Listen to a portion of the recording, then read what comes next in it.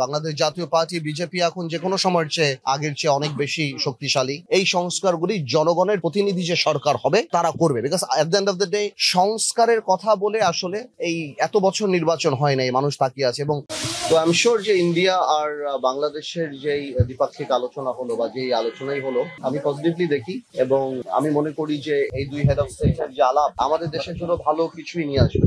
আর বেশ কয়েকটা গুরুত্বপূর্ণ ব্যাপারেই আলাপ হয়েছে দেখলাম আমরা। তো আমি যে কোনো ধরনের এই ধরনের আন্তর্জাতিক ক্ষেত্রে যে দ্বিপাক্ষিক আলোচনা আমি পজিটিভ ভাবেই দেখি। দেখুন, আমি মনে করি আমরা আগেও যে বলে আসছি, এখনোই তাই বলে আসছি, এই ইউনূস সাহেবের সরকার একটা বিপ্লবের সরকার, গণঅভ্যুত্থানের সরকার। এটা জনগণের ভোট দ্বারা নির্বাচিত সরকার না, তবে জনগণের সরকার। এবং আমরা সবাই এই সরকার যাতে ফেইল না করে এবং এই সরকারের পাশে দাঁড়ানোর অঙ্গীকার আমাদের প্রথম দিন থেকেই। এবং আমরা প্রথম দিন থেকেই বলে আসছি যে সংস্কার প্রয়োজন, তবে বড় সংস্কারগুলি আমি মনে করি জনগণের প্রতিনিধি যারা তাদের মাধ্যমেই হয়। তো আমরা সেভাবেই ইউনূস সাহেবকে সাহায্য করে যাচ্ছি এবং বা তার পাশে আছি। এবং ইউনূস সাহেব বারবারই বলছেন, আমরা শুনছি যে ডিসেম্বরে হবে কিংবা ডিসেম্বর থেকে জুনের মধ্যে হবেন, যদি বড় বড় রাজনৈতিক দলদের সাথে একমত হয়। তো আমি এটা বিশ্বাস করতে চাই যে নির্বাচন ডিসেম্বর মাসেই হবেন এবং প্রয়োজনীয় সংস্কারগুলি হবেন। যেগুলি হবে না সেগুলি ভবিষ্যৎ জনগণের সরকার যে হবে ইনশাল্লাহ তারাই করবেন।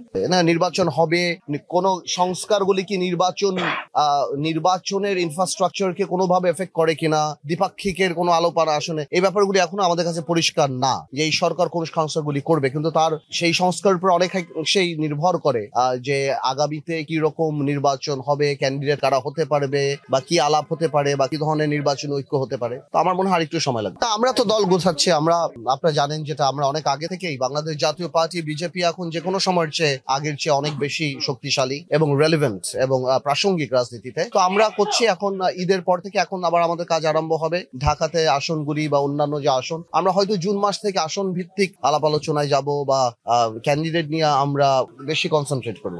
আমি বলবো এতটুকু যে সংস্কার যেগুলি করার সেগুলি করা উচিত এবং যেগুলি বড় সংস্কার এগুলি ন্যাশনাল কনসেনসাস নিয়ে জাতিগতভাবে ঐক্যমতের ভিত্তিতে একটা চার্টার করে দরকার পড়লে বলে দিয়ে যে আমরা সবাই এই সংস্কারগুলি জনগণের প্রতিনিধি যে সরকার হবে তারা করবে। Because at the end of the day আমাদের কমিটমেন্ট তো মানুষের উপর, আমাদের কমিটমেন্ট ভোটারদের উপর, জনগণের উপর। তো আমরা যদি সেটা না রাখি, সেই কমিটমেন্ট না রাখি, তাহলে জনগণের কাছে আমাদের জবাবদিহিত করতে হবে। তো যেই সংস্কারগুলি যদি একমত হয় সবাই, যেটা করতে হয়তো একটু সময় সাপেক্ষ ব্যাপার, সেগুলি একটা ন্যাশনাল ইউনিটি করে বা ওরকম কমিশন করে আমরা করতে পারি এবং আমরা একটা ন্যাশনাল ডিক্লারেশন হতে পারে, সেরকম অনেক কিছুই হতে পারে। বাট আমি মনে করি সংস্কারের কথা বলে আসলে এই এত বছর নির্বাচন হয় নাই, মানুষ তাকিয়ে আছে এবং জনপ্রতিনিধিত্বের একটা ব্যাপার আছে। আপনি দেখেন, যারা হয়তো ঢাকা সিটিতে একজন ভদ্রলোক বা কয়বার ওয়ার্ড কমিশনারের কাছে যে আমরা বলতে পারি না, এখানে আপনি তাকিয়ে দেখেন জনপ্রতিনিধিদের জন্য একটা মানুষের একটা আকাঙ্ক্ষা আছে, একটা ইউনিয়ন চেয়ারম্যান থেকে আরম্ভ করে মেম্বার থেকে আরম্ভ করে এমপি।